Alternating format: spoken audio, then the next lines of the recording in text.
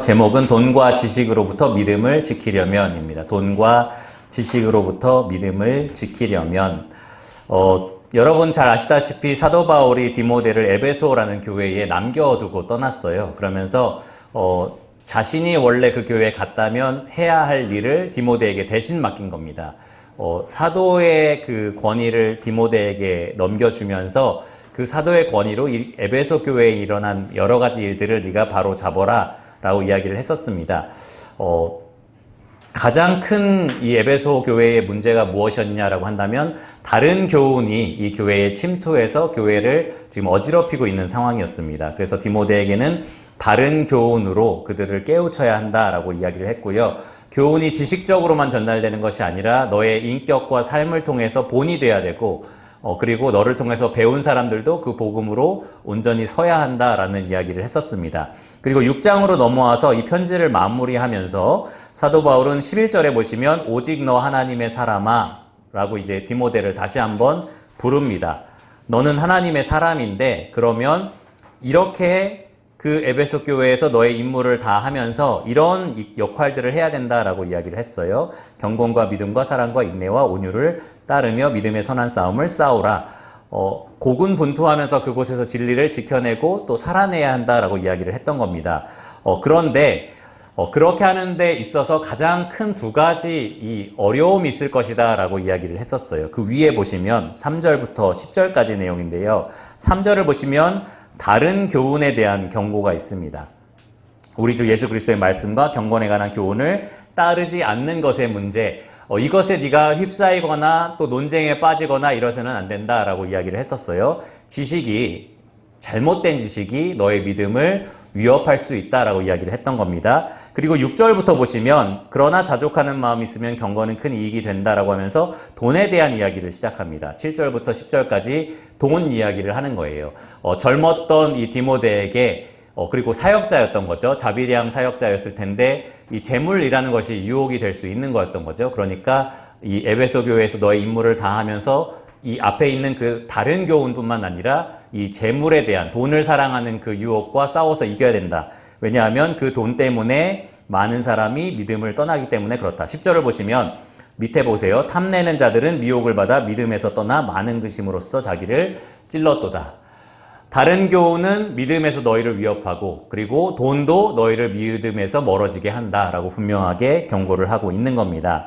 그래서 이 두 가지 경고를 다시 한번 마무리하면서 이 경고를 다시 한번 이 디모데에게 주면서 이 편지를 마무리해요. 오늘 우리가 살펴볼 17절에서 21절 말씀이 정확하게 지식과 돈에 대한 이야기입니다. 지식과 돈에 대한 이야기. 17절을 보시면 네가 이 세대에서 부한 자들을 명하여 마음을 높이지 말고 정함이 없는 재물에 소망을 두지 말고 라고 이렇게 이야기를 시작하면서 돈에 대한 경고를 하라라고 지금 이야기를 합니다. 20절도 보시면 디모데야 망령되고 헛된 말과 거짓된 지식의 반론을 피함으로 너에게 부탁한 것을 지키라. 지식에 대한 이야기를 해요. 그래서 이렇게 마지막으로 편지를 마무리하면서 돈과 지식에 대한 경고를 또 한 번 반복해서 한다라고 우리가 이야기할 수 있습니다. 이 경고의 대상은 각각 달라요. 이 돈에 대한 경고는 부한 자들에게 하라라고 지금 이야기를 했고요. 이 지식에 대한 경고는 디모데에게 직접적으로 이야기를 했습니다. 디모데 네가 이런 데 빠지면 안 된다라고 이야기를 했던 겁니다. 그런데 오늘 이 말씀을 우리는 우리 자신에게 모두 다 적용할 수 있어요. 지식과 돈에 대해서 우리가 조심해야 된다라는 교훈으로 우리가 삼을 수가 있습니다. 왜냐하면 앞서 말씀드린 것처럼 탐심은 결국 우리를 믿음에서 멀어지게 하기 때문에 그렇고요. 그리고 거짓 지식, 잘못된 교훈은 우리를 결국 이 믿음에서 벗어나게 하기 때문에 그렇습니다. 여기 보시면 21절에 보세요. 지식에 대한 명령 이후에 이런 말을 했습니다. 이것을 따르는 사람들이 있어. 무슨 말이냐? 다른 교훈, 앞에서 말한 거짓 지식 이런 걸 따르는 사람들이 있어서 믿음에서 벗어났다라고 이야기를 합니다. 앞서서 돈에 대해서는 이 믿음에서 떠난 사람들이 있다. 이것 때문에 믿음에서 떠난 사람이 있다라고 얘기했고 이 지식에 대해서도 지금 이것 때문에 믿음에서 벗어난 사람들이 있다라고 이야기를 해요. 이 당시에 많은 그리스도인들을 믿음에서 떠나게 만든 돈과 지식의 이 위협은 오늘날 그리스도인들에게도 똑같이 위험하다. 똑같이 위태롭다라는 것을 우리가 알아야 합니다. 그래서 오늘 이 말씀을 통해서 사도 바울이 디모데에게 그리고 에베소 성도들을 믿음으로 이끌어 가기를 원했고 또 믿음을 지켜주기를 원했던 건데 오늘 하나님께서 이 말씀을 우리에게 주셔서 우리를 돈으로부터 또 잘못된 지식으로부터 보호하시고 우리의 믿음을 굳건하게 지켜주시기를 간절히 기도하는 마음으로 말씀을 시작하도록 하겠습니다. 첫 번째, 두 번째 이렇게 두 가지로 나눠서 각각 돈과 지식을 다룰 거예요. 먼저 돈에 대한 교훈을 좀 찾아보겠습니다. 돈으로부터 여러분의 믿음을 지키려면 어떻게 해야 하는지 17절에서 19절까지 말씀입니다. 제가 먼저 읽어볼게요. 같이 한번 읽어볼까요? 17절에서 19절 시작. 네가 이 세대에서 부한 자들을 명하여 마음을 높이지 말고 정함이 없는 재물에 소망을 두지 말고 오직 우리에게 모든 것을 후히 주사 누리게 하시는 하나님께 두며 선을 행하고 선한 사업을 많이 하고 나누어 주기를 좋아하며 너그러운 자가 되게 하라. 이것이 장래에 자기를 위하여 좋은 터를 쌓아 참된 생명을 취하는 것이니라. 자, 아까 말씀드린 것처럼 이 명령의 대상은 부한 자들입니다. 이 세대에서 부한 자들. 이 세대라는 말은 이 세상, 이 편지가 쓰여진 당시 시대를 말하죠. 그 상황에서 봤을 때 부한 자들을 가리켜서 이 가르침을 주라라고 지금 말을 하는 거예요. 그런데 여러분, 지금 현재 우리나라에서 부한 자들에 여러분이 속한다고 생각하시는 분. 나는 부합니다. 예, 좋습니다. 끝나고 회식. 자, 자, 우리나라 기준 말고 전 세계 인구를 기준으로, 전 세계 사람들을 기준으로 나는 그래도 부한 편에 속한다고 생각하시는 분. 뭐 네팔, 미얀마 이런 거 다 포함이에요. 막 IT 뭐 이런 나라 다 포함입니다. 나는 부하다. 예, 안 드신 분들은 이 세계 현황을 잘 몰라서 그래요. 그 나라에 한번 가보시면 됩니다. 랜디 알콘이라는 사람이 기빙이라는 책에서 그런 말을 했어요. 대부분의 나라에 사는 사람들은 그 극빈 국가들, 그런 국가들과 비교해 봤을 때, 전 세계적으로 봤을 때는 상위 5%에 속하는 삶을 살고 있다라고 이야기를 해요. 왜냐하면 당장 먹을 끼니가 없고 그 다음에 먹을 끼니는 아예 생각할 수조차 없는 사람들이 너무너무 많기 때문에 그렇습니다. 그런데 와이파이 있고 핸드폰 있고 뭐 우리 편하게 보는 어떤 TV 프로그램 구독해서 보고 막 이런 것들 하는 나라에 산다는 거, 그리고 내가 벌어서 뭐 먹고 살지 고민할 수 있다라는 거, 이런 건 정말로 우리가 부한 자다라는 것을 우리가 생각할 수 있어야 되는 거예요.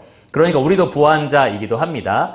한편 우리가 돈이 너무 많아서 문제를 겪지는 않지만 돈 때문에 우리가 문제를 겪기는 하잖아요. 돈 때문에 우리가 유혹을 받기도 하고 돈 때문에 시험을 당하기도 합니다. 그런 측면에서 우리도 이 부한 자들이 당시에 들었어야 했을 교훈을, 이 경고를 우리도 들어야 하고 귀를 기울여야 한다라는 거예요. 사도 바울은 이 부한 자들에게 두 가지를 경고하라라고 얘기했습니다. 짧게 말하면 첫 번째 교만하지 마라라는 거고요. 두 번째로는 망상에 빠지지 마라입니다. 교만하지 마라, 망상에 빠지지 마라. 성경 본문에 보면 이 부한 자들을 명하여 첫째, 마음을 높이지 말고 라고 되어 있습니다. 이것이 교만하지 말라는 거예요. 마음을 높인다, 교만하다는 뜻이죠. 이 돈 때문에 자기 스스로 높아진 것처럼 여기지 마라 라고 이야기를 하는 겁니다. 그런데 여러분, 돈이 여러분들을 높아지게 한다라는 것을 느껴본 적이 있으세요? 오늘 아이폰 17을 산 겁니다. 그리고 그것을 들고 다닐 때 뭔가 어제와 다른 공기. 뭔가 내 손이 뭔가 빛나는 것 같고, 주머니가 뭔가 두둑한 것 같고, 뭔가 핸드폰을 꺼낼 때마다 뿌듯하고, 여러분이 좀 높아진다는 것을 느낄 수 있다는 거죠. 오늘 새로운 신상 옷을 사 입은 거예요. 너무너무 좋은 옷이야. 명품이다. 라고 했을 때 내가 뭔가 그 정도의 가치가 된 사람처럼 느껴지게 한다라는 거예요. 실제로 재물은 우리를 그렇게 스스로 높아지게 하는 위험이 있습니다. 상업 광고들을 보시면 우리의 그러한 탐심을 너무너무 잘 알고 유혹을 해요. 이 물품을 여러분이 소유하면 여러분은 이런 사람이 됩니다. 네. 이 광고 같은 거 보면 차를 타고 어떤 주인공이 차를 타고 딱 나오는데 주변에 있는 사람들이 막 차에서 내리니까 막 그 사람을 높여주고 막 대단한 사람처럼 취급을 하고, 어떤 옷을 입고 딱 나오니까 사람들이 막 되게 놀라게 하고, 또 어떤 향수를 뿌리니까 갑자기 어떤 이성이 와서 막 반하고, 막 말도 안 되는 일이죠. 현실적으로 일어날 수 없는 일인데 상업 광고들이 우리에게 그렇게 유혹을 하는 거죠. 이것만 당신이 가지게 되면 당신은 이만큼 품격이 높아진 사람, 이만큼 사람들이 우러러보는 사람이 됩니다. 이렇게 높아진 사람이 됩니다라고 여러분들을 유혹을 하는 겁니다. 그리고 우리도 그런데 취약해요. 진짜로 내가 그런 돈을 갖게 되면, 물질을 갖게 되면, 어떤 물건을 소유하게 되면 그만큼 나도 높아진 사람이다라는 생각을 그렇게 갖게 됩니다. 적어도 그렇게 보인다라는 생각을 갖게 돼요. 실제로 내 품격이 그만큼 높아지는 것은 아니더라도 내가 사람들 앞에서 그렇게 보일 것이다 라는 그런 기대를 갖게 만든다라는 겁니다. 한마디로 돈은 우리를 쉽게 교만하게 만듭니다. 마음을 높아지게 만들어요. 여러분 왜 연봉 이런 거 왜 생각하나요? 그것이 곧 나의 능력이다 라고 생각을 해서 그래요. 그것이 곧 나의 가치다 라고 생각을 하는 겁니다. 연봉, 재력 이런 것들을 생각하면서 내가 그 재력이 높아질수록 연봉이 높아질수록 그만큼 나의 값어치가 높아진다 라고 생각하기 때문에 그렇습니다. 쉽게 말하면 우리는 내가 내 힘으로 버는 돈이라고 생각을 하고요. 그리고 그래서 그 번 돈은 곧 나의 가치, 나의 어떤 위치를 말해준다라고 우리가 쉽게 그렇게 착각을 한다는 거예요. 그런데 진실은 이렇습니다. 17절을 보시면 오직 우리에게 모든 것을 후히 주사 누리게 하시는 누구죠? 하나님. 여러분들이 모든 것을 누릴 수 있는 것, 가질 수 있는 것 누가 하신 거라고요? 하나님이 하신 거라는 거예요. 내가 매일매일 나가서 일해가지고 번 돈인데요. 그 체력 누가 주셨는데?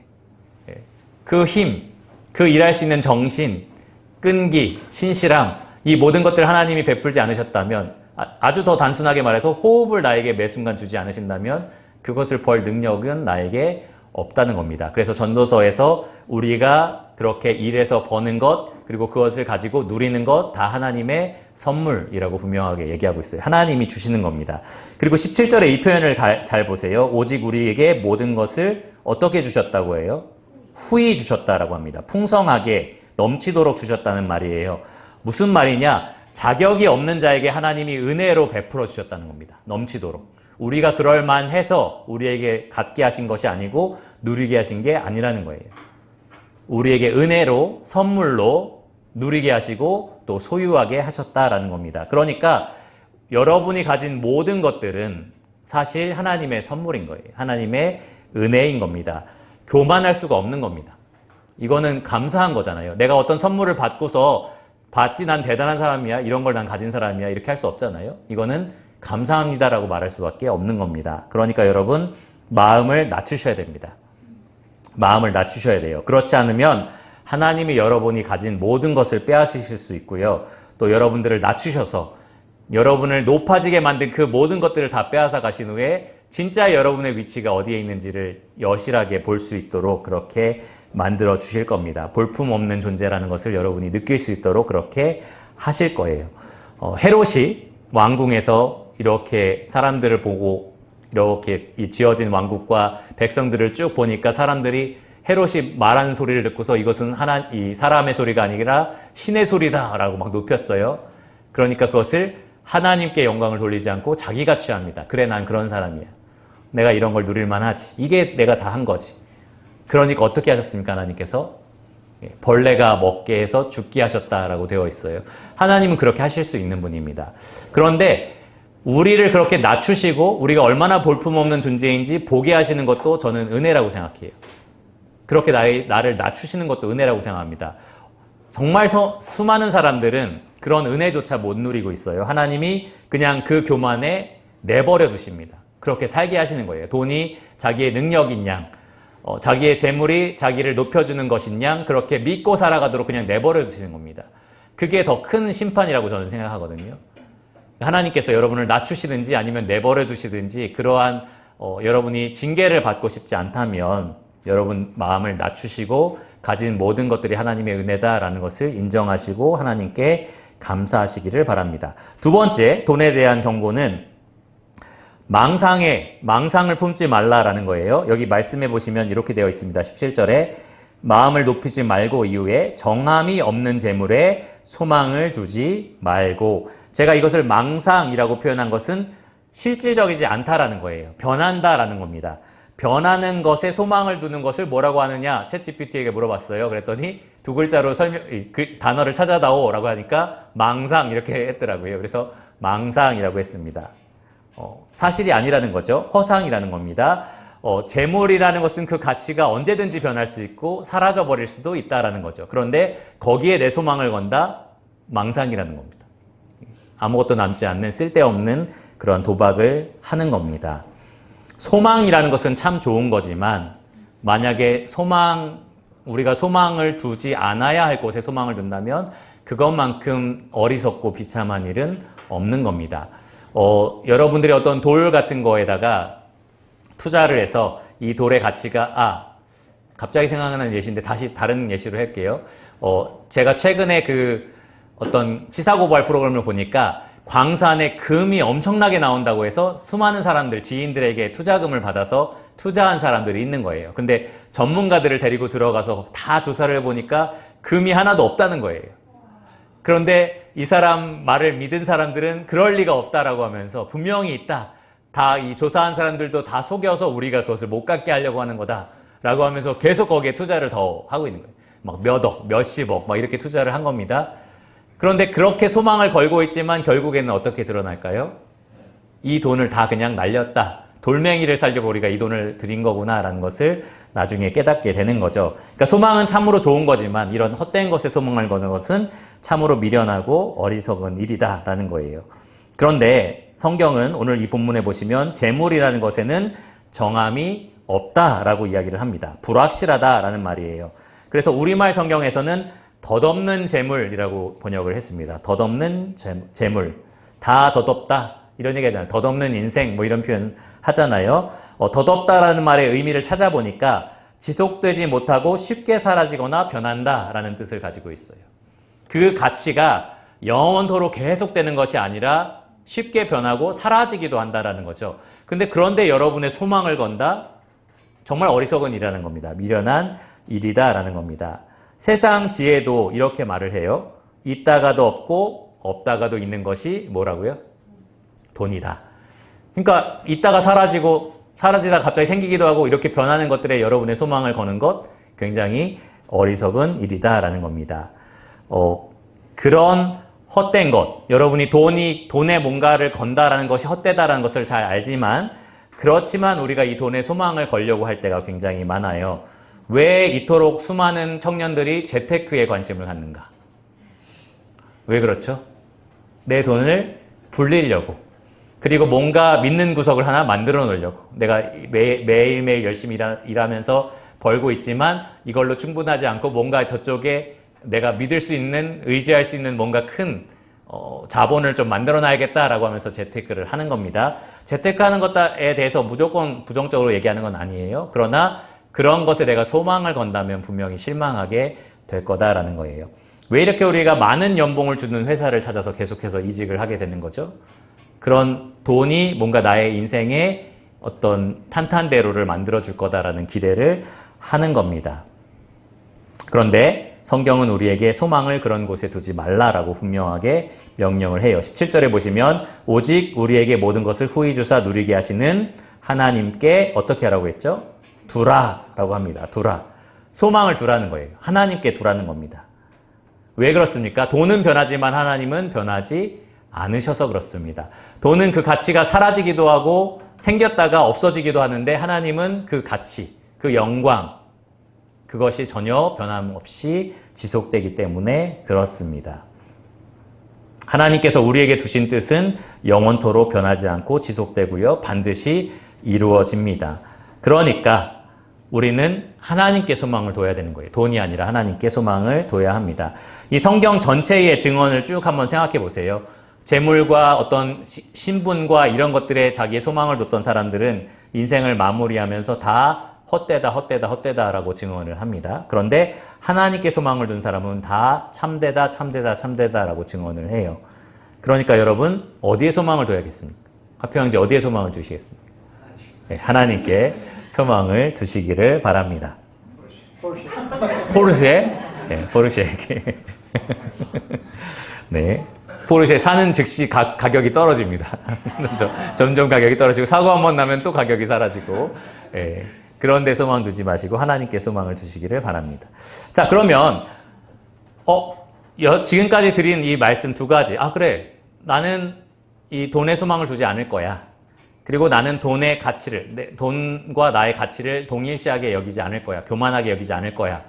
당연히 그리스도인으로서 그렇게 살아야지 라는 생각을 하실 텐데, 정말 하나님께 소망을 두고 정말 돈 때문에 교만하지 않은 사람, 하나님 앞에 겸손한 사람, 모든 것이 하나님 주신 선물이다라고 믿는 사람은 돈에 대해서 어떻게 사용하게 될 것인가? 18절에 기록이 되어 있습니다. 선을 행하고 선한 사업을 많이 하고 나누어 주기를 좋아하며 너그러운 자가 되게 하라. 이렇게 얘기할 수 있어요. 난 돈 때문에 교만하지 않아요. 저는 돈의 소망을 절대 두지 않습니다. 그런데 18절처럼 살지 않으면 사실은 그렇지 않은 거예요. 18절처럼 사는 사람만이 진짜로 돈의 소망을 두지 않는다라고 말할 수 있는 사람이고요. 그리고 나는 돈 앞에 겸손하게 하나님 주신 선물이라고 여기는 사람이다라고 말할 수 있는 거예요. 정말 그렇게 믿는 사람이 18절처럼 살 수 있습니다. 만약에 조금이라도 돈 때문에 교만한 사람은 이 돈을 나눠주는 일 하기 힘들어요. 내가 정말 귀하게 여기는 이 돈을 어떻게 나눠줘? 이런 생각을 하는 거죠. 그리고 너그럽게 풍성하게 나눠주는 거 더 못합니다. 그러니까 진짜 하나님께 소망을 두고 겸손히 자신을 낮추면서 돈을 하나님 주신 선물로 여기는 사람은 18절의 삶을 사는 겁니다. 그러니까 여러분이 이렇게 살고 있는지를 가만히 한번 생각해 보세요. 만약에 내가 돈을 움켜쥐고 있고 나를 높이는 데 사용하고 있고 나의 배를 채우는 데 사용하고 있다면, 나의 미래를 보장하는 보험으로 삼고 있다면 여러분들 18절처럼 살 수 없을 겁니다. 그런데 만약에 진짜로 내가 돈의 노예가 된 것이 아니라 믿음으로 돈을 통제하고 다스리는 삶을 살고 있다면 이 18절처럼 살 수가 있는 겁니다. 남을 위해서 돈을 사용할 수가 있는 겁니다. 여러분 잘 아시다시피 큰 계명 두 가지가 성경에 있죠. 첫 번째 계명은 하나님을 사랑하라. 두 번째 계명은 이웃을 사랑하라.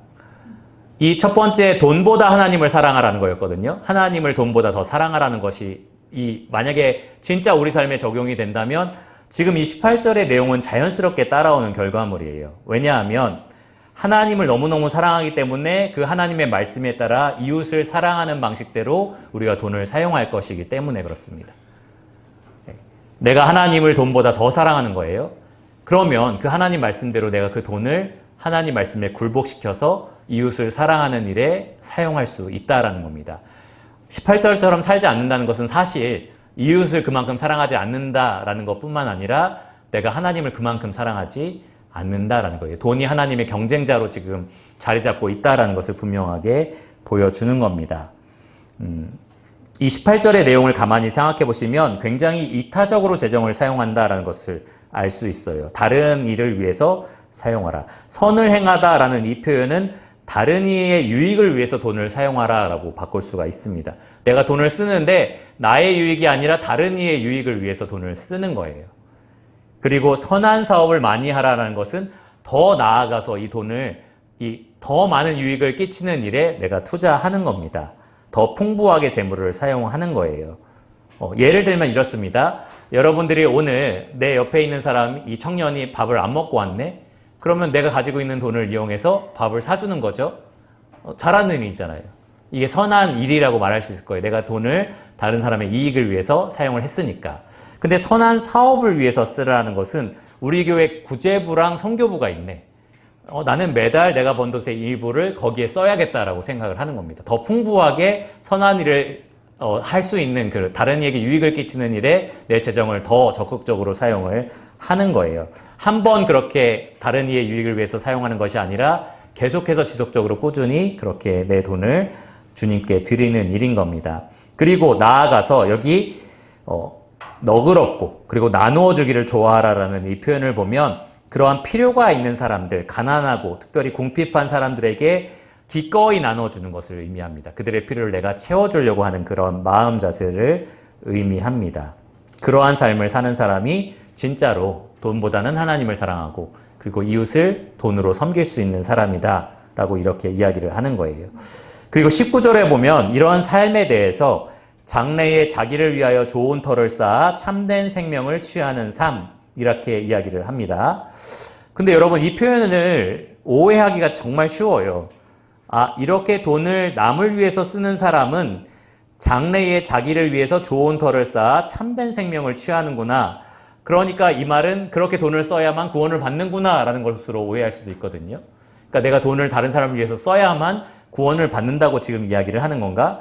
특별히 부자는 자선과 선행으로 생명을 얻는 것인가? 이런 식으로 오해할 수가 있는 거예요. 그런데 결코 그렇지 않습니다. 성경에 있는 더 큰 가르침은 오직 믿음으로 우리가 구원을 얻는다라고 분명하게 이야기를 하고 있어요. 오히려 지금 이 19절의 말씀은 하나님께 소망을 둔 사람, 그리고 하나님을 돈보다 더 사랑하는 사람은 마땅히 이렇게 산다라는 것을 강조하고 있는 겁니다.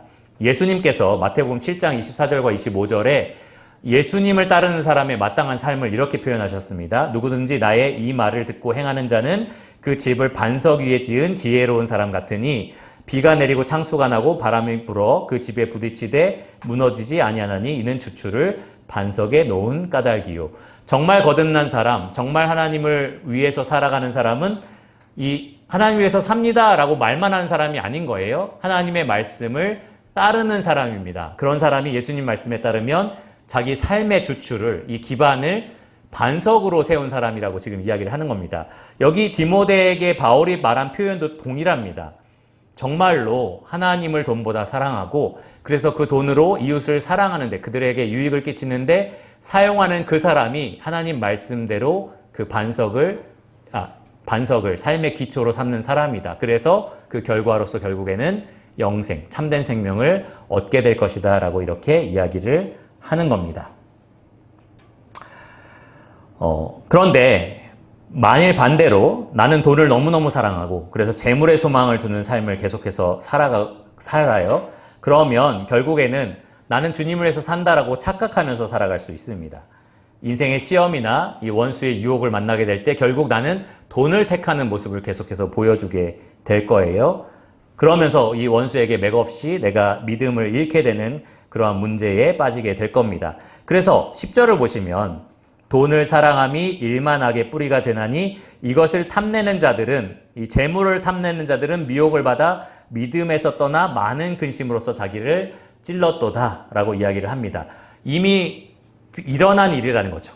이미 이렇게 많은 사람이 믿음을 잃었다라고 지금 이야기를 하는 겁니다.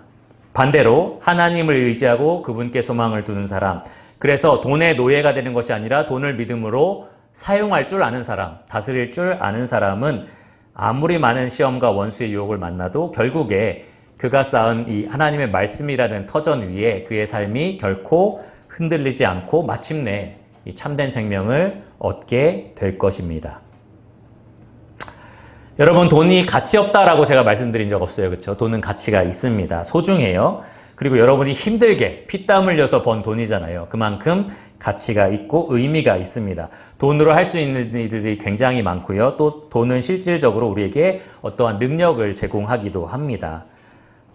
그래서 그리스도인으로서 이 중요한 가치를 갖는 돈을 어떻게 사용할 것인지 여러분 신중하게 생각하셔야 돼요. 가볍게 쓸 수 있는 돈이 아니다라는 겁니다. 그냥 돈 생겼으니까 일부 주님께 드렸고 그러면 나머지는 편하게 내가 쓰면 되지 뭐, 이렇게 나태하고 느슨한 생각을 가지셔서는 안 된다라는 겁니다. 왜? 돈이 여러분의 믿음을 위협하기 때문에 그래요. 그래서 어떤 분은 제가 최근에 어젠가 읽었던 책인데 책을 쓰신 분이에요. 근데 인세가 나온대요. 인세가 막 엄청 어마어마하게 나오지 않습니다. 기독교 서적이다 보니까 뭐 1년에 10만 원, 20만 원 정도밖에 안 나와요, 인세가. 그런데 이 10만 원, 20만 원이 나를 유혹에 빠뜨릴 수도 있겠다라는 생각이 있었대요. 그래서 나는 이제부터 인세를 받는 돈은 무조건 어떤 선교단체에 보내겠다라고 마음을 먹었다는 거예요. 그래서 그 인세를 무조건 그쪽으로 보내면서 그분들이 아유 안 받는다고 이렇게 얘기를 했대요. 아 괜찮습니다. 힘들게 버신 돈인데 이렇게 얘기했는데 이렇게 얘기를 했대요. 저는 이 돈이 저를 유혹하고 저의 믿음을 위협할까 봐 여러분에게 드림으로써 저를 보호하는 겁니다. 이렇게 얘기를 했다는 거예요. 좀 흥미롭죠. 그래서 그 사람이 그 돈을 받으면서 이런 식으로 저희에게 기부하는 사람은 처음입니다라고 얘기를 했대요. 그냥 좋은데 쓰세요 이렇게 기부한 사람은 있었어도 저를 지키려고 제가 기부하는 겁니다라고 말한 사람은 처음이라는 거예요. 그러니까 여러분 하나님께 드리시고 또 이웃을 위해서 사용하시기 바랍니다. 돈이 여러분의 믿음을 유혹할 만큼 위협할 만큼 그렇게 여러분들이 누리시면 안 되는 거예요. 여러분들을 오히려 섬기는 종이 되도록 그렇게 돈을 사용하시기를 바랍니다. 자, 두 번째 지식에 대한 얘기입니다. 20절과 21절이에요. 저희가 같이 한번 말씀을 읽어봤으면 좋겠습니다. 20절부터 시작. 디모데야, 망령되고 헛된 말과 거짓된 지식의 반론을 피함으로 너에게 부탁한 것을 지키라. 이것을 따르는 사람들이 있어 믿음에서 벗어났느니라. 은혜가 너희와 함께 있을지어다. 아까 말씀드린 것처럼 디모데의 임무가 무엇이었느냐? 바른 교훈으로 에베소 교회를 지키는 거였습니다. 다른 교훈이 이미 에베소 교회를 망가뜨리고 있는 상황이었어요. 치열하게 다른 교훈과 싸워야 됐던 상황입니다. 디모데는 외부에서 들어온 인사잖아요. 그러니까 에베소 교회에 이미 기둥같이 있었던 일꾼들도 있었고 그 중에서는 다른 교훈에 이미 오염된 사람들도 있었을 거예요. 근데 디모데는 거기에서 정말 담대하게 싸워야 됐었습니다. 나이도 어렸는데 그들이 인정 안 하는 상황도 있었는데 그런데도 업신여김을 받을 수도 있었고 그런데도 담대하게 자기가 가지고 있는 진리로 싸워야 했었습니다. 그래서 디모데야 라고 마지막으로 이 디모데를 다시 부르면서 네가 굳게 이 진리에 서야 한다라고 이 권면을 해주고 있었습니다. 진리의 전쟁을 잘 치르라 라고 지금 이야기를 하는 거예요. 그런데 이 말씀이 저와 여러분들에게도 그대로 적용이 된다라고 생각을 해요. 왜냐하면 우리도 여러 가지 다른 교훈들과 지금 치열한 전쟁을 벌이고 있기 때문에 그렇습니다. 다른 교훈이 교회 밖에만 있는 게 아니에요. 교회 안에도 있고 여러분 손바닥에 있는 스마트폰 안에도 있습니다.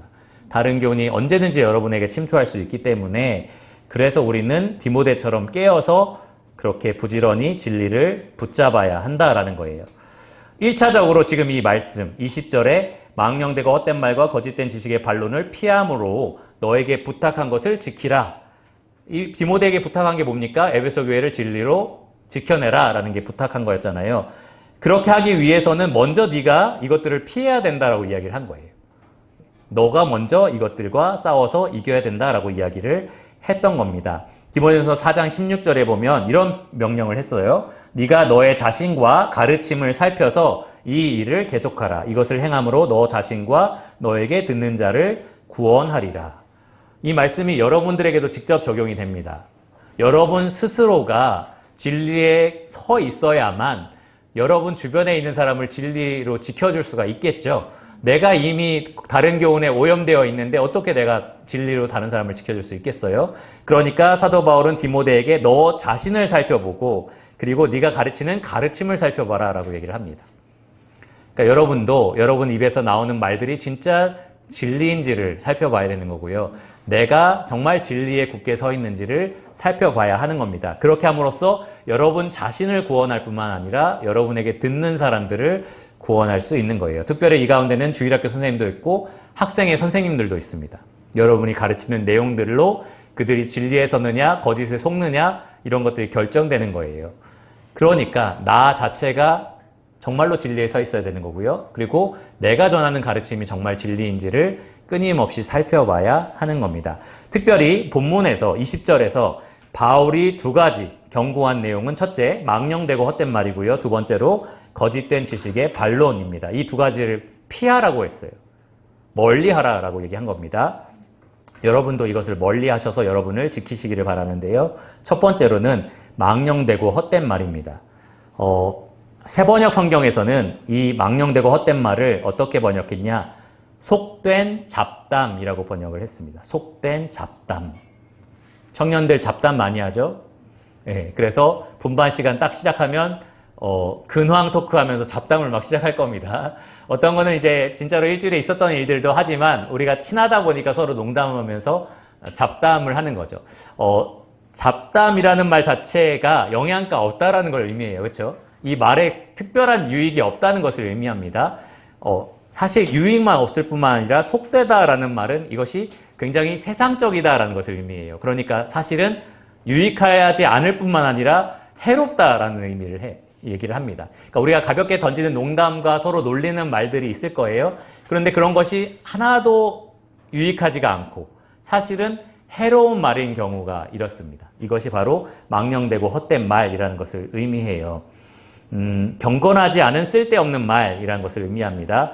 거룩하신 하나님을 높여드리지도 않고 거룩하신 하나님의 특성을 나타내지도 않고 그렇다고 해서 옆에 있는 사람들에게 덕을 끼치지도 않고 그런 말을 의미합니다. 정말 쓸데없는 말인 거죠. 한마디로. 그런 말들을 피하라 라고 이야기를 합니다. 근데 저 자신을 제가 여기 마이크가 있네요. 네, 저 자신을 돌이켜 봤을 때도 청년일 때 제가 얼마나 이 잡담을 많이 했는가 라는 것을 좀 돌아보게 됐고요. 지금도 여러분들과 친밀해지기 위해서 제가 막 농담도 많이 하고 그러는데 얼마나 내가 그러한 영양가 없는 말들을 많이 했지? 이런 생각들을 하게 됐습니다.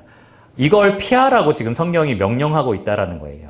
그냥 가볍게 유쾌하게 얘기한 건데 하지 말라고 지금 이야기를 하는 겁니다.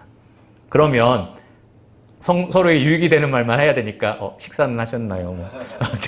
좋은 시간 됐으면 좋겠습니다. 이런 말만 할 수 있는가? 아니에요. 재미있게 얘기할 수 있고 유쾌한 농담을 할 수도 있습니다. 그런데 유쾌하다고 해서 다 유익한 건 아니다라는 것을 생각하셔야 돼요.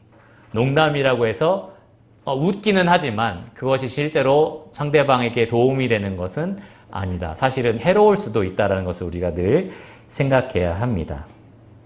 재미있다고 해서 은혜로운 말이 되는 것은 아니다. 골로새서 4장 6절 이 말씀을 여러분 기억하시고 말했으면 좋겠어요. 너희 말을 항상 은혜 가운데서 소금으로 맛을 냄과 같이 하라. 그리하면 각 사람에게 마땅히 대답할 것을 알리라. 여러분들이 서로에게 말을 하는데 은혜 가운데서 소금으로 맛을 냄 같이 하라는 거예요. 여러분 요리하실 때 간을 이제 내잖아요. 맛있을 때까지 계속 간을 봅니다. 국밥 같은 거 먹을 때 소금을 한 숟갈 넣고 먹어보고서 간이 아직 안 맞아. 그러면 또 소금을 더 넣고 이 과정을 거치잖아요. 말을 낼 때 그렇게 하라는 겁니다. 이 말을 그냥 생각났다고 해서 지금 딱 내가 이 말을 하면 너무 웃길 것 같은데? 라고 해서 바로 말을 하는 것이 아니라 간을 보는 거죠. 이 말의 간을 보는 겁니다. 이 말을 냈을 때 정말 맛있을까? 은혜로라고 하잖아요. 그러니까 정말 은혜로울까 이 말이? 라는 걸 생각해 보는 겁니다. 그래서 그럴 때 그 말을 내라는 거예요. 그러면 우리가 마땅히 대답할 것, 우리가 할 수 있는 말들을 우리가 알 거다라고 사도 바울이 이야기를 했습니다. 요리사가 맛을 내기 위해서 간을 보는 것처럼 여러분들도 입에서 나오는 말들에 은혜가 묻어 있기를, 또 유익이, 또 경건이 묻어 있기를 바라는 마음으로 그렇게 말을 잘 다듬어서 내라라는 겁니다. 시편 기자는 그래서 하나님께 기도했어요. 하나님 제 입에 파수꾼을 세워주세요. 파수꾼이 서 있어서 말이 나오려고 할 때 너는 아직 안 나오면 안 돼. 들어가. 너는 절대 나와서는 안 되는 말이야. 들어가. 그리고 어떤 말들은 자 너는 나와도 돼. 왜냐하면 은혜로운 말이고 경건한 말이니까. 이런 파수꾼을 세워달라고 기도를 한 거예요. 여러분 입에도 파수꾼을 세우시기를 바랍니다. 그렇게 이 거짓 지식으로부터 여러분을 보호하시고 또 상대방을 보호하시기를 바랍니다. 두 번째는 쓸데없는 말이 아니라 거짓된 지식의 반론입니다. 무슨 말이냐? 참된 지식이라는 것은 복음을 말하잖아요. 복음. 그리고 성경적인 지식, 진리를 말합니다. 그런데 그것의 반론, 반대하는 지식을 말해요. 거짓됐을 뿐만 아니라 참된 지식을 반대하는 그러한 반항하는 지식들을 말합니다. 우리가 쉽게 말하면 반성경적 혹은 비성경적이라고 표현하는 그러한 지식들을 말해요. 어떤 영화를 볼 때 우리가 이 영화는 참 반성경적인 영화야. 무슨 책을 볼 때도 비성경적인 내용을 담고 있어. 이런 얘기 하잖아요. 그런 지식들을 말합니다. 그런데 여러분 세상에 이런 지식들이 얼마나 많은지 모릅니다. 그냥 유튜브 쇼츠 비디오 하나만 보세요. 짧은 그 몇 초, 1분 안에 정말로 그런 지식들이 얼마나 많이 들어있는지 모릅니다. 가만히 생각해 보시면 지금 보여지는 이 영상에서 돈의 가치라든지 어떤 화려함, 어떤 사치스러움 이런 것들이 되게 아름답게 포장되어 있는데 사실 성경은 그것을 강조하지 않잖아요. 그것을 가치 있다라고 말하지 않잖아요. 그런데 그러한 영상으로 혹은 음성으로 어떤 화려한 어떤 모습으로 여러분들을 유혹하고 거짓된 지식, 참된 지식에 반하는 지식을 여러분에게 셀 수도 없이 제공하고 있습니다. 심지어 기독교 컨텐츠도 그래요. 유튜브 보시면 기독교라고 붙어 있고 목사라고 붙어 있고 성경이라고 붙어 있는데 온갖 거짓 지식들이 난무합니다. 신천지도 거기 써 있어요. 요한계시록 강해, 목사님, 이렇게 써 있는데 얼마나 거짓이 많아요. 그 안에. 그런 것들이 정말로 많습니다. 그래서 저는 여러분이 이 매일매일 보고 있는 그 미디어 세상, 미디어가 가득 차 있는 그 세상이 마치 이 군인들 여기 있지만 지뢰가 잔뜩 깔려있는 그 비무장지대를 우리가 뚫고 들어가고 있는 상황인 것 같아요. 영상을 보러 들어갈 때 우리가 언제 터질지 모르는 그 거짓 지식들이 수많이 숨겨져 있는 그러한 영상물들 사이로 돌아다니면서 건전하고 경건한 것들을 찾아서 우리가 보려고 하는 거죠. 그런데 여러분도 다 경험해 보셨지만 쭉 보다 보면 어느 순간 그런 거짓 지식들을 우리가 또 머릿속에 집어넣게 됩니다. 그래서 여러분, 이 바울이 말한 것처럼 이러한 잘못된 것들, 거짓 지식의 반론들을 반드시 피하시기를 바랍니다. 왜냐하면 이 거짓 가르침은 치명적이기 때문에 그래요. 21절을 보시면 이 거짓 지식을 따르는 사람들이 있어서 믿음에서 벗어났느니라 라고 이야기를 합니다. 이것도 이미 이 당시에 벌어지고 있는 현상이었어요. 사도 바울이 복음을 전했고, 그리고 사도 바울이 이 말씀으로 가르쳤던 에베소 교회였습니다. 굉장히 오랫동안 그곳에 있었어요. 두란노소 온도지였고, 그리고 거기에서 날마다 성경을 강론했던 이 지역이었습니다. 바울이 에베소 장로들을 불러다 놓고 뭐라고 했냐면, 내가 밤낮 눈물로 너희를 훈계했던 것을 기억하라 라고 얘기를 합니다. 그렇게까지 진리로 가르치고 세워놓은 교회였는데, 이 디모데를 보냈던 당시에는 거짓 지식에 이렇게 믿음에서 벗어난 성도들이 있었던 상황이다라는 거예요. 그만큼 거짓 지식은 치명적입니다. 여러분 알고 있는 이 조슈아 해리스라는 사람이 있을 거예요. 교회 그냥 다니지 마라라는 책을 쓴 사람입니다. 정말로 좋은 책을 썼어요. 교회와 데이트하지 마라. 교회에 헌신하라라는 책을 쓴 사람이에요. 근데 최근에 자기가 쓴 책의 내용을 후회한다. 그리고 이 책 내용에 대해서 어떤 상처를 받은 사람이 있으면 사과한다. 라는 얘기를 하면서 이 사람이 기독교를 탈퇴했습니다. 배교를 했어요. 그래서 어떻게 저런 기독교의 지도자, 차세대 일꾼이라고 손꼽혔던 사람이 이렇게 믿음을 떠날 수 있느냐. 조금씩 거짓 지식이 그 사람을 이 믿음에서 떠나게 만들었다는 거예요. 그러니까 우리도 더 조심해야 됩니다. 이런 사람도 떠나는데 우리는 얼마나 더 쉽게 유혹을 받겠어요. 그러니까 여러분 조심하시기 바랍니다. 이 원수의 거짓은 날로 교묘해지고요. 거침이 없지만 우리는 그것에 대항할 지혜와 힘이 턱없이 부족합니다. 과거에는 이런 영상물들, 미디어 보는 거 굉장히 어려웠습니다.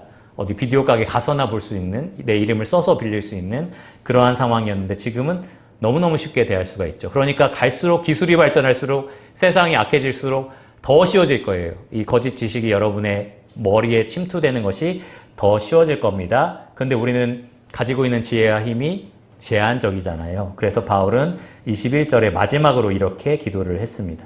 은혜가 너희와 함께 있을지어다. 하나님께서 우리에게 은혜를 베푸실 겁니다. 하나님 우리를 돈과 지식에서 멀어지고 믿음에 가까워질 수 있도록 계속해서 우리에게 은혜를 베푸실 겁니다. 특별히 이 은혜의 방편으로 우리에게 주신 것이 말씀과 기도입니다. 그래서 디모데에게 사도 바울은 디모데전서 4장 16절에 네가 너 자신과 가르침을 살펴 이 일을 계속하라 라는 말을 했었어요.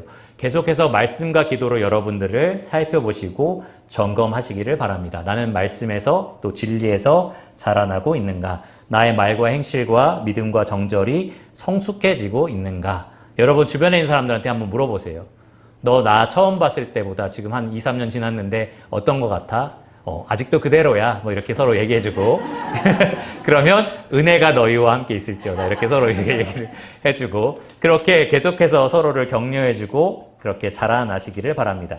여러분의 가르침을 주의하시기를 바랍니다. 여러분이 읽는 것 그리고 권하는 것 가르치는 것들에 거짓이 섞여 있는지 검토해 보시기를 바랍니다. 말씀으로 항상 검증하시기를 바랍니다. 시편 19편 9절과 10절을 보시면 여호와를 경외하는 도는 정결하여 영원까지 이르고 여호와의 법도 진실하여 다 의로우니 금 곧 많은 순금보다 더 사모할 것이며 꿀과 송이꿀보다 더 달도다 라고 되어 있어요.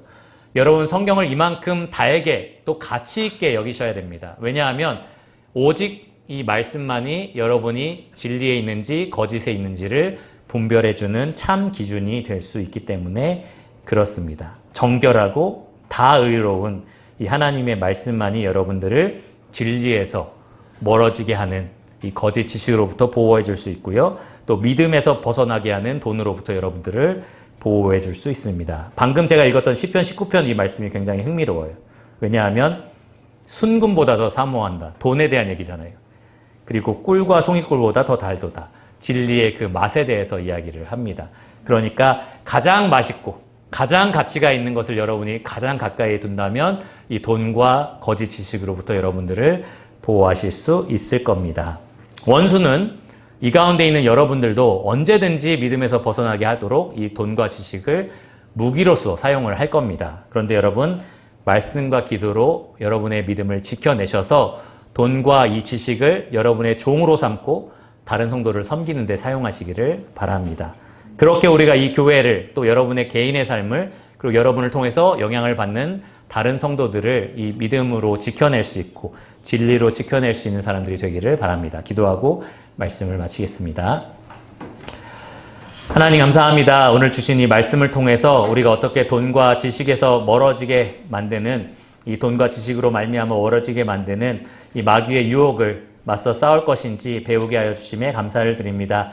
우리가 젊은 이 청년의 시기에부터 먼저 이 믿음에 굳게 서게 하여 주시고 항상 진리 위에 굳게 서게 하여 주시고 그래서 돈과 거짓 지식을 우리의 발밑에 두고 하나님을 사랑하고 이웃을 사랑하는 데 사용할 수 있는 그러한 청년들이 되게 하여 주시기를 원합니다. 이 모든 것을 예수님 이름으로 감사하며 기도드렸습니다. 아멘.